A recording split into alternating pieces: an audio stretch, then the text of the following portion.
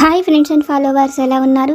మనమంతా సంతోషంగా ఆరోగ్యంగా ఉండాలని, ఆ శంకు చక్రధరుని చల్లని చూపులు మన అందరిపైన ఉండాలని, మనం చేసే ప్రతి పనిలోనూ ఆ సాయినాథుడి కరుణా కటాక్షాలు, దివ్యానుగ్రహం మనకు ఎల్లప్పుడూ తోడుగా ఉండాలని మీ అందరి తరపున నేను కూడా బాబా గారిని కోరుకుంటున్నాను.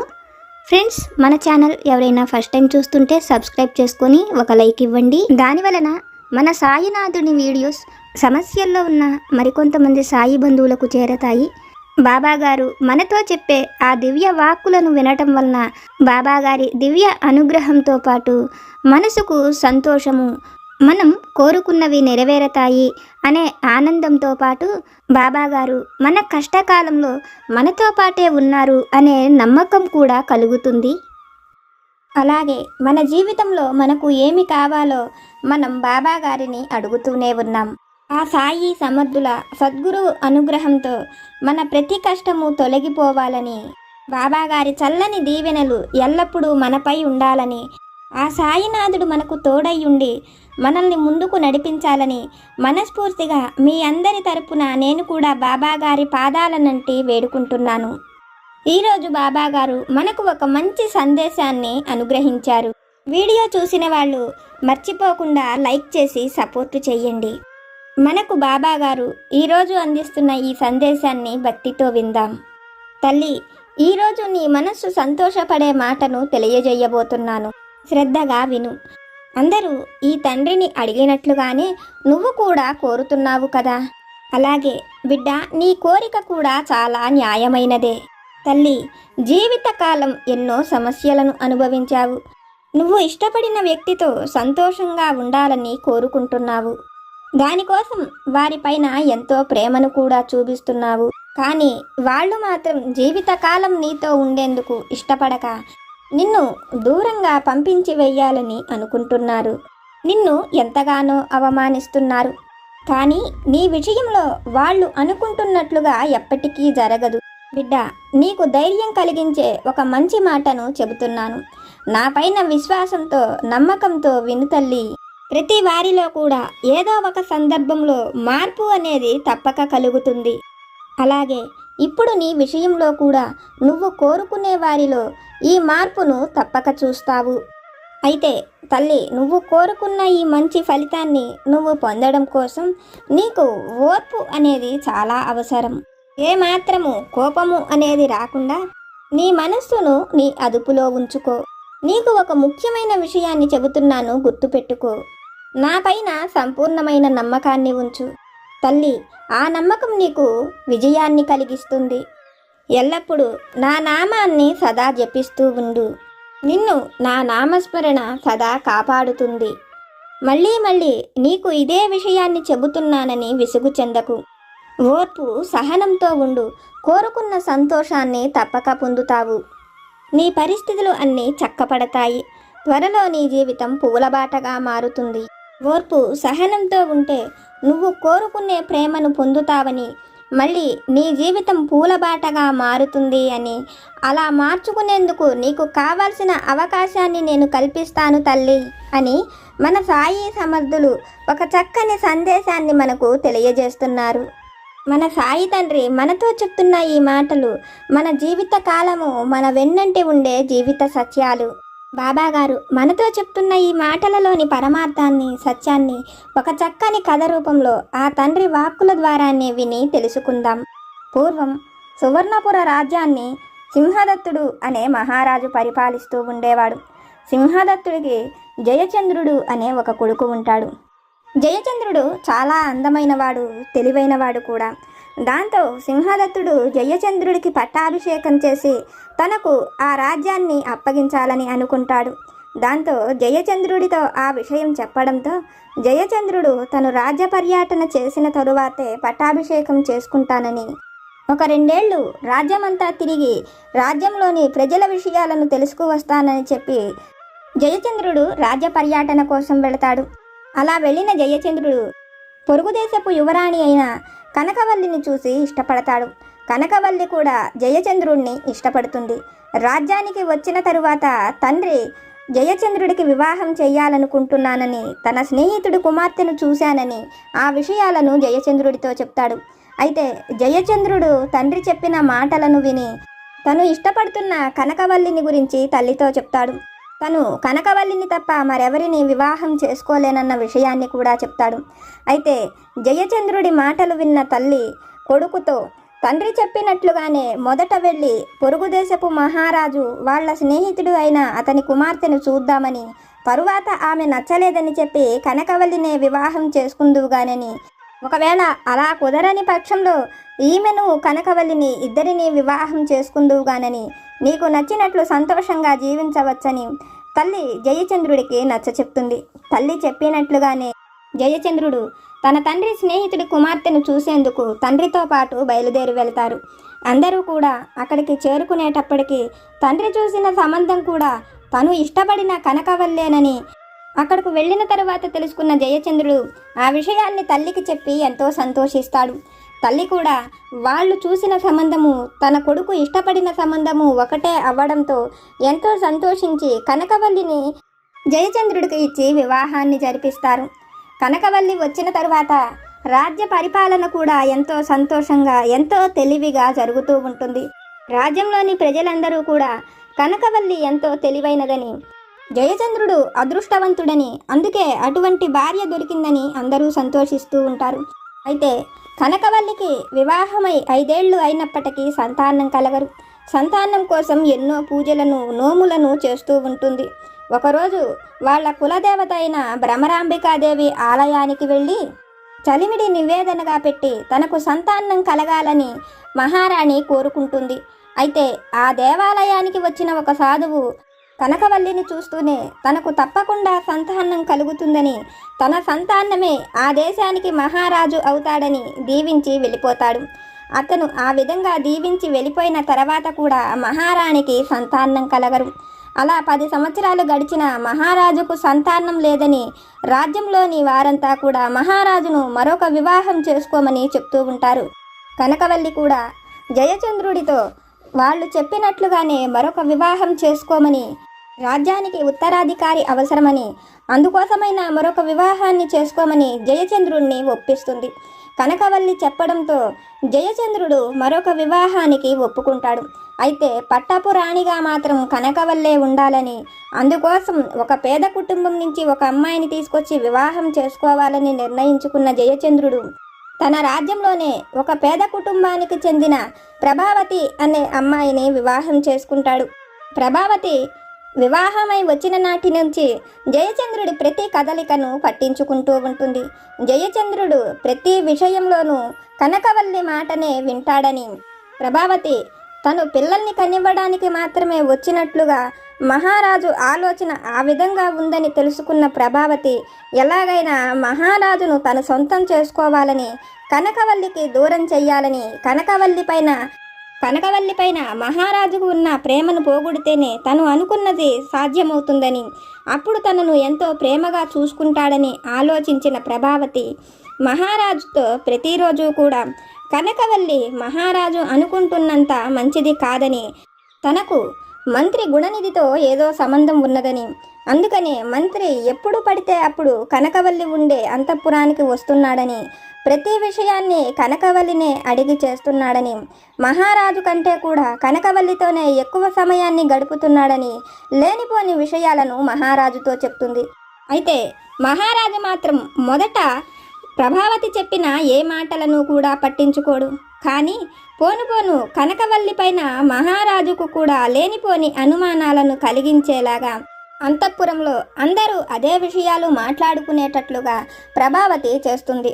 ఒకరోజు మహారాజు ప్రభావతితో ఉన్నప్పుడు గుణనిధి అదే సమయానికి కనకవల్లి అంతఃపురానికి వెళుతూ ఉంటాడు. ప్రభావతి గుణనిధిని కనకవల్లి అంతఃపురానికి వెళుతున్న విషయాలను చూపిస్తుంది.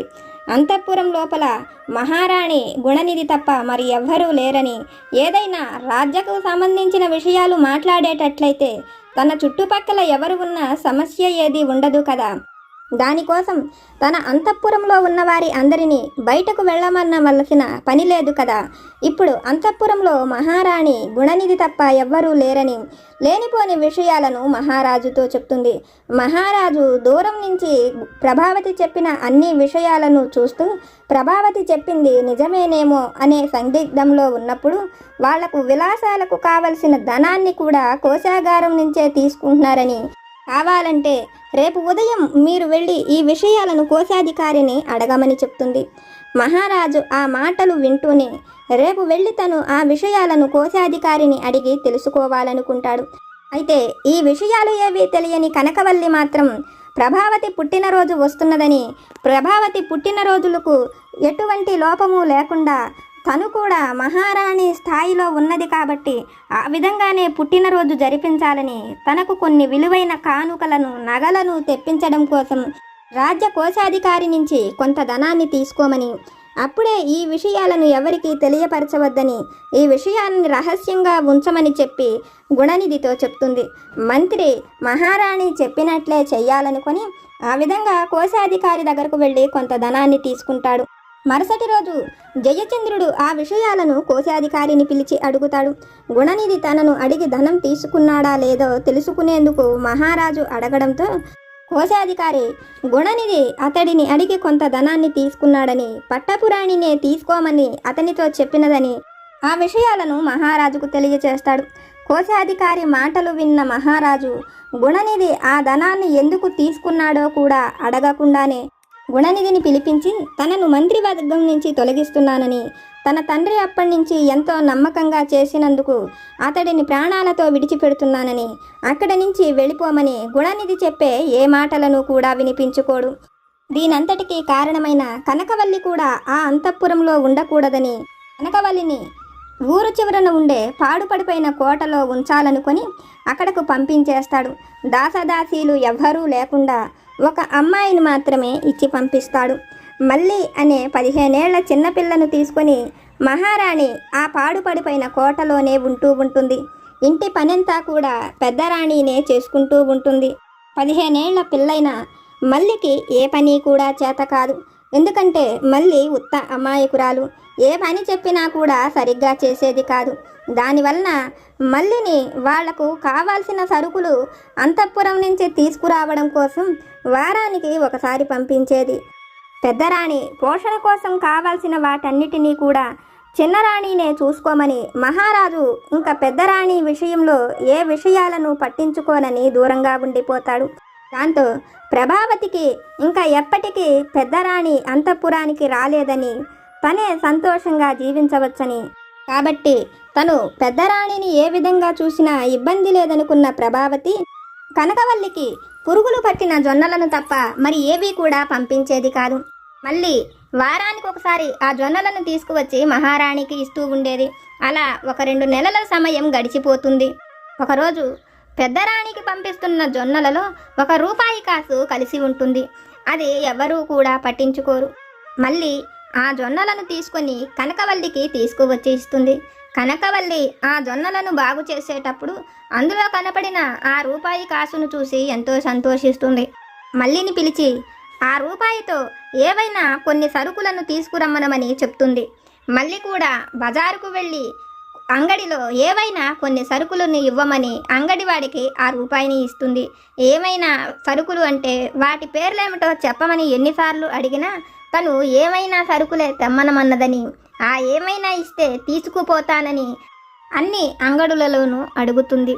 మళ్ళీ అమాయకత్వాన్ని చూసిన అంగడి వాళ్ళు తను ఆ సరుకుల పేర్లు చెప్పగలిగితేనే ఇస్తామని, సరుకులు ఏవో తెలియకుండా మేము ఇవ్వలేమని మల్లికి ఆ ధనాన్ని ఇచ్చి వెనక్కి పంపిస్తుంటారు. దాంతో మల్లికి ఏం చెయ్యాలో అర్థం కాక అక్కడే ఏడుస్తూ నిలబడి ఉండడంతో అక్కడకు ఒక పెద్దవ్వ వచ్చి మల్లిని ఎందుకు ఏడుస్తున్నావని అడుగుతుంది. తనను తన అమ్మ ఏవైనా సరుకులు తెమ్మనమన్నదని, ఆమె ఈ దేశపు మహారాణి అని కనకవల్లి అని చెప్తుంది. అందుకు ఆ పెద్దమ్మ ఆమె తెమ్మనమన్న ఏమైనా నేనేనని, ఆ రూపాయి నాకు ఇవ్వమని చెప్పి మల్లి దగ్గర నుంచి ఆ ధనాన్ని తీసుకొని వాళ్లకు కావాల్సిన నిత్య సరుకులను తీసుకొని మల్లితో పాటు ఆ ఇంటికి చేరుకుంటుంది. మల్లితో పాటు ఆ పాడుపడిపోయిన కోటకు వచ్చిన పెద్దవ్వ తనకు ఎవ్వరూ లేరని, మళ్ళీ బజారులో తనను ఏ విధంగా కలుసుకుందో ఆ విషయాలను చెప్తూ, అంతటి అమాయకురాల్ని తనతో పాటు ఉంచుకున్నంత మాత్రాన తనకు కలిగే ఉపయోగం ఏమీ లేదని, మల్లితో పాటు ఈమెను కూడా ఉంచుకోమని, ఎలాగైనా మహారాణి కాపురాన్ని తను సరిచేస్తానని ఆ పెద్దవ్వ మహారాణితో చెప్తుంది. అయితే తన కాపురాన్ని సరిచేసినా చెయ్యకపోయినా తనకు మల్లికి తోడుగా ఉంటుందని మహారాణి కూడా ఆ పెద్దవ్వను తనతో పాటే ఉంచుకుంటుంది. అప్పటి నుంచి మహారాణి ప్రతి పని కూడా పెద్దవ్వే చూసుకుంటూ ఉంటుంది. ప్రతి వారము సరుకులు తీసుకురావడానికి రాజకోట దగ్గరకు కూడా తనే వెళుతుంది. అక్కడ చిన్నరాణి కడుపుతో ఉన్నదని విన్న పెద్దవ్వ, పెద్దరాణి కూడా కడుపుతో ఉన్నదని, మహారాణికి మగబిడ్డే పుడతాడని, ఆమె ఇప్పుడు 3 నెలల గర్భవతిని చెప్తారు. అయితే మహారాణి రాజకోట నుంచి వెళ్ళిపోయేటప్పుడే కడుపుతో ఉండవచ్చని, ఆమె వెళ్ళి ఇప్పటికి 2 నెలలు అవుతున్నదని, ఆ విషయాలు తెలుసుకున్న చిన్నరాణికి నిజంగానే తనకు మగబిడ్డ పుడతాడేమో, అసలు ఆమె ఇక్కడ నుంచి వెళ్ళిపోయిన ఆమె విషయాలు ఏవి మహారాజుకు తెలియకూడదని, ఈ విషయం తెలిస్తే మహారాజు తప్పకుండా మళ్ళీ తనను తిరిగి తీసుకువచ్చుకుంటాడని, అందుకోసం మహారాజుకు ఆ విషయాన్ని తెలియనివ్వకుండా ఉండాలని ఎన్నో జాగ్రత్తలు తీసుకుంటూ ఉంటుంది. అయితే అవ్వ చెప్పినట్టు కనకవల్లి కడుపుతో ఉండదు. ఆమెకు ఎటువంటి సంతానము కూడా కలగరు. 9 నెలలు గడిచిన తరువాత చిన్నరాణికి ఆడపిల్ల పుడుతుంది. ఈమె మాకు మగబిడ్డ పుట్టాడని, మహారాణికి మగపిల్లవాడు పుట్టి ఇప్పటికి 4 రోజులు అయినదని, ఆ అంతఃపురంలోనే బిడ్డకు ఉయ్యాల కూడా వేస్తున్నామని రాజకోట దగ్గరకు వెళ్ళినప్పుడల్లా లేని విషయాలను ఉన్నట్లుగా ఆ పెద్దవ్వ అక్కడ చెప్పి వస్తూ ఉండేది. ఈ విషయాలు ఏవీ కూడా పెద్దరాణికి తెలియవు. అయితే మహారాజుకు కూడా పెద్దరాణికి బిడ్డ పుట్టిందన్న విషయం తెలియదు. చిన్నరాణికి మాత్రం బిడ్డ పుట్టాడని, అయితే అది నిజమా కాదో తెలుసుకునేందుకు తన పని వాళ్ళను అప్పుడప్పుడు పంపిస్తూ ఉండేది. అంతఃపురం పైన ఒక ఉయ్యాల ఊగుతూ కనపడుతూ ఉండేది. అది చూసిన వాళ్ళు నిజంగానే పెద్దరాణికి బిడ్డ పుట్టాడని, అందుకనే అంతఃపురంలో ఉయ్యాల ఉన్నదని ఆ విషయాలను వచ్చి చిన్నరాణితో చెప్తూ ఉండేవాళ్ళు. ఎలాగైనా ఆ బిడ్డను తల్లిని కూడా ఈ రాజ్యం నుంచి పంపించాలని, అయితే ఎలా పంపించాలో అర్థం కాకుండా మహారాజుకు ఈ విషయాలు తెలియనివ్వకుండా చూసుకోవాలని ప్రభావతి ఆలోచిస్తూ ఉండేది. ఇలా 15 సంవత్సరాలు గడిచిపోతాయి. అయితే పుట్టిన యువరాణికి 15 సంవత్సరాల వయస్సు రావడంతో జయచంద్రుడు ఆమెకు వివాహం చేయాలని నిర్ణయించుకొని తన మిత్రదేశపు రాజకుమారుడికి ఆమెనిచ్చి వివాహం చెయ్యాలనుకుంటాడు. ఆ విషయాలన్నీ కూడా అంతఃపురం దగ్గర మాట్లాడుకుంటున్న సమయంలో అక్కడకు జొన్నలు తీసుకురావడానికి వెళ్ళిన అవ్వ కూడా కనకవల్లికి పుట్టిన బిడ్డ పెద్దవాడయ్యాడని, అతనికి కూడా వివాహం చెయ్యాలనుకుంటున్నామని, మిత్రదేశపు రాజుకు ఆ కబురును పంపామని ఆ విషయాలను అక్కడ చెప్పి కొన్ని జొన్నలను తీసుకొని అక్కడ నుంచి ఇంటికి వస్తుంది. కనకవల్లి దగ్గరకు వచ్చిన పెద్దవ్వ ఈ విషయాలను ఆ రోజు కనకవల్లితో చెప్తుంది. పెద్దవ్వ చెప్పిన ఆ మాటలు అన్నీ వింటున్న కనకవల్లి ఆశ్చర్యపోతుంది. తనకు బిడ్డే లేకపోతే 15 ఏళ్ల కుమారుడు ఉన్నాడని, అతనికి ఇప్పుడు వివాహం చేస్తున్నామని నువ్వు చెప్పినది ఎలా జరుగుతుంది? అసలు నా బిడ్డకు వివాహం ఏంటి? నాకు బిడ్డలే లేరు కదా అని కనకవల్లి ఆశ్చర్యపోతూ, నువ్వు చెప్పిన ఈ మాటల వల్ల ఎటువంటి దారుణాలు జరుగుతాయో అని బాధపడుతున్న సమయంలో కనకవల్లిని బాధపడవద్దని, నీకు దైవం తోడున్నాడని, నీ ఓర్పు సహనానికి తగినట్లుగా మేలే జరుగుతుందని, నిన్ను మహారాజుతో కలిపేంత వరకు నేను ఏ విషయంలోనూ వెనకడుగు వెయ్యనని, నేను నీ దగ్గరకు వచ్చినప్పుడే నిన్ను మహారాజుతో కలుపుతానని నీకు మాట ఇచ్చానని, అది తప్పక నీ విషయంలో నెరవేరుతుందని కనకవల్లిని ధైర్యంగా ఉండమని చెప్పి మల్లిని బజారుకు పంపించి కొన్ని బియ్యాన్ని తెప్పించి వాటిని పిండి చేసి ఆ పిండిలో నేతిని కలిపి ఒక పెద్ద 15 ఏళ్ల పిల్లవాడు అంత సైజు బొమ్మను చేస్తుంది. ఆ బొమ్మకు పట్టు వస్త్రాలను కట్టి పల్లకీలో కూర్చోపెట్టి పల్లకీని మూసేందుకు కొంతమంది పనివాళ్లను పిలుస్తుంది.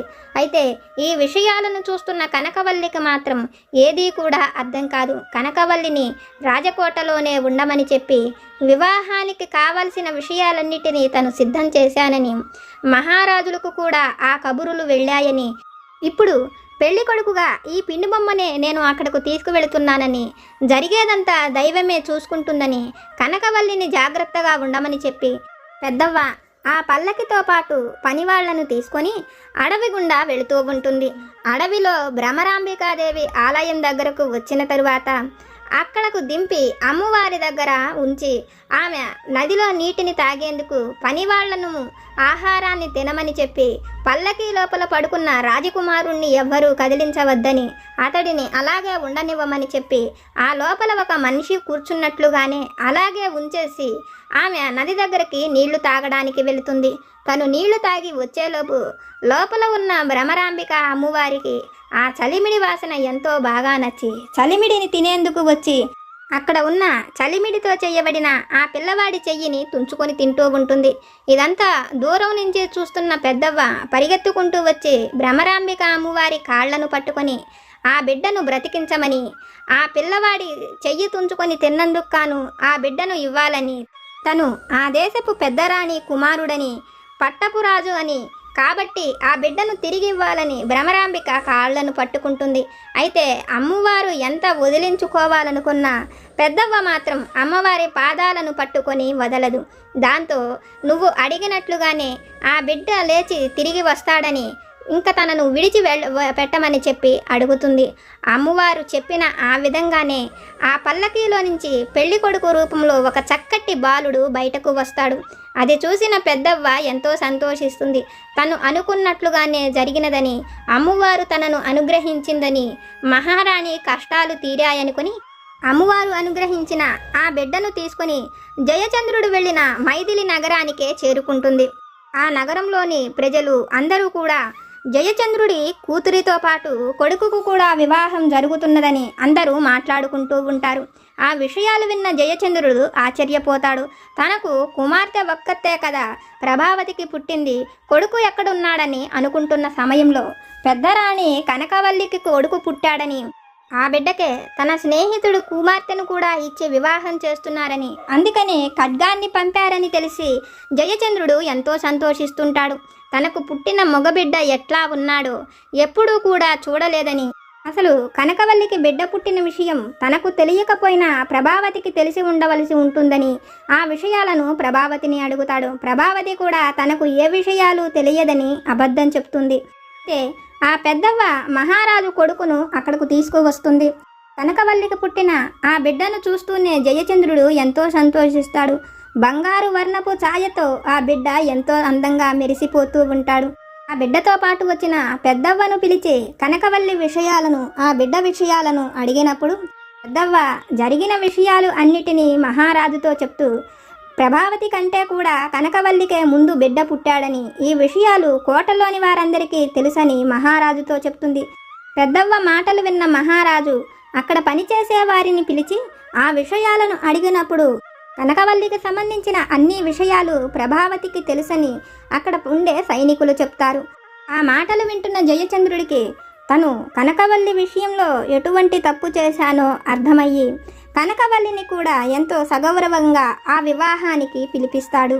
అక్కడకు చేరుకున్న కనకవల్లి ఆ బిడ్డను చూసి ఆశ్చర్యపోతుంది. అమ్మవారి అనుగ్రహంతో తను పొందిన ఆ బిడ్డను చూసి ఆనందపడుతుంది. అయితే రాజ్యానికి చేరుకున్న తర్వాత మహారాజుకు జరిగిన విషయాన్ని చెప్తుంది. తను బిడ్డను కనలేదని, కానీ అమ్మవారి అనుగ్రహంతో తను ఆ బిడ్డను పొందగలిగానని చెప్తుంది.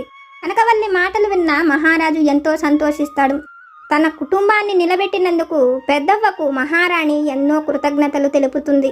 తనకు ఏ సంబంధము లేకపోయినప్పటికీ తన విషయంలో ఆ విధంగా చేసిన ఆ పెద్దవ్వను చూస్తున్న మహారాజు తను ఆ విధంగా నడుచుకోవడానికి కారణమేమిటని అన్ని విషయాలను అడిగినప్పుడు ఆ పెద్దవ్వ తను మంత్రి ఇంట్లో పనిచేసే ఆమెని, అయితే మంత్రి విషయంలో తను ఆలోచించినది తప్పని, అందుకనే మహారాణి కుటుంబాన్ని సరిచేసేందుకు తను వచ్చానని, మంత్రి జరిగిన అన్ని విషయాలను తనతో చెప్పాడని, కనకవల్లి మహారాజు అనుకుంటున్నట్లు తప్పేమీ చెయ్యలేదని, ప్రభావతే మహారాజులో ఆ ఆలోచన కలిగించేందుకు ఆ విధంగా పన్నాగం పన్నినదని, మంత్రి ఆ రోజు మాట్లాడినది మరుసటి రోజు 2 రోజుల్లో ప్రభావతి పుట్టినరోజు వస్తున్నది కాబట్టి మహారాజుకు తగినట్లుగా ఆమె పుట్టినరోజు చెయ్యాలని, ఆమెను కూడా పెద్దరాణితో సమానంగా సరిచూడాలని, అందుకు కాను ఆమెకు కొన్ని కానుకలను, విలువైన వస్త్రాలను ఆమెకు ఇవ్వాలని దానికోసం కొంత ధనాన్ని కోశాగారం నుంచి తీసుకొని మహారాణి పుట్టినరోజును అంగరంగ వైభవంగా చెయ్యమని ఆ విషయాలనే మాట్లాడినదని, అయితే అది చూపించే ప్రభావతి మిమ్మల్ని తప్పు పట్టినదని, ఈ విషయాలను మహారాజైన మీకు ప్రభావతికి ఎవరికీ తెలియకుండా చేసి మిమ్మల్ని సంతోషపరచాలనుకున్నదని, అంతేకాని కనకవల్లికి మంత్రికి ఎటువంటి సంబంధము లేదని, ఈ విషయాలు మంత్రి తనతో చెప్పి కనకవల్లి కుటుంబాన్ని సరిచెయ్యమని, తన వల్ల కనకవల్లి అన్యాయమైపోయినదని, ఆ విషయాలనే మంత్రి తలుచుకుంటూ బాధపడుతున్నాడని పెద్దవ్వ ఆ మాటలను మహారాజుతో చెప్తుంది. అయితే పెద్దవ్వ మాటలు విన్న మహారాజు ప్రభావతిని కఠినంగా శిక్షించాలనుకుంటాడు. తనను అక్కడ నుంచి దూరంగా పంపించెయ్యాలనుకుంటాడు. కానీ కనకవల్లి ఆ విధంగా చెయ్యవద్దని, మహారాజు ప్రేమ తను పొందడం కోసమే ప్రభావతి ఆ విధంగా చేసిందని, ప్రభావతిని కూడా వాళ్లతో పాటే ఉండనివ్వమని కనకవల్లి మాట్లాడుతుంది. ఈ మాటలు అన్నీ వింటున్న ప్రభావతికి తను చేసిన తప్పేంటో అర్థమవుతుంది. తనను ఎంతో ప్రేమగా చూసుకుంటున్న కనకవల్లి విషయంలో తను తప్పు చేశానని, తన తప్పును క్షమించమని అడుగుతుంది. ప్రభావతిలో కలిగిన మార్పును చూసి మహారాజు కూడా సంతోషిస్తాడు. గుణనిధిని పిలిచి వాళ్ళు చేసిన తప్పుకు క్షమించమని, తననే మంత్రిగా ఉండమని కోరతాడు. అయితే ఇదంతా చూస్తున్న మహారాణికి ఇదంతా జరగడానికి అమ్మవారు తనకు అనుగ్రహించిన ఆ బిడ్డ వలనేనని, ఆ బిడ్డను చూడబట్టే మహారాజులో మార్పు కలిగినదని, తను చేసిన తప్పులను మహారాజు తెలుసుకోగలిగాడని, అదంతా అమ్మవారి అనుగ్రహంతోనే, తనకు ఉన్న ఓర్పు సహనం వల్లనే వాటిని సాధించగలిగానని, ఓర్పు సహనంతో ఉంటే మనం కోరుకున్న వారి ప్రేమను పొందగలుగుతామని, దైవం మనకు ఎప్పుడూ తోడుగా ఉంటుందని కనకవల్లికి అర్థమవుతుంది. తల్లి, ఇది విన్న నీకు నేనేమి చెప్పాలనుకుంటున్నానో అర్థమైంది కదా. నువ్వు కోరుకునే ప్రేమను తప్పక పొందుతావు. ఓర్పు సహనంతో ఎదురు చూస్తున్న నీకు నువ్వు ఏది కోరుతున్నావో అది తప్పకుండా పొందుతావు. వారిలో మార్పును తప్పక చూస్తావని బాబాగారు ఒక చక్కని సందేశాన్ని మనకు తెలియజేస్తున్నారు. అది మనం ఇష్టపడిన వ్యక్తుల్లో అయినా, మన భర్తతో అయినా, పిల్లలలో అయినా, ఎవరిలో అయినా మనం కోరుకున్న మార్పును చూడగలుగుతామని, వాళ్ళ నుంచి మనం ఆశపడుతున్న ప్రేమను పొందుతామని ఈరోజు బాబాగారు ఒక చక్కని సందేశాన్ని మనకు అనుగ్రహిస్తున్నారు. బాబాగారు మనల్ని అనుగ్రహించి ఆశీర్వదించి మనతో చెప్పిన ఈ విషయాలను విన్నారు కదా. బాబాగారి వాక్కుల ద్వారా మనం తెలుసుకున్న ఈ విషయాలు కనుక మీకు నచ్చితే లైక్ చేయండి, షేర్ చేయండి. మీకేమైనా సమస్యలు కనుక ఉంటే వాటిని నాకు కామెంట్ సెక్షన్లో పెట్టండి. నేను పూజ చేసుకునేటప్పుడు మనందరి సమస్యలు తీరాలని, మనందరి కోరికలు నెరవేరాలని మీ అందరి తరపున నేను కూడా బాబాగారిని కోరుకుంటాను. నాకు తెలిసిన పరిష్కారాలను కూడా చెప్తాను. జై సమర్థ సద్గురు సాయినాథ్ మహారాజ్ की जय।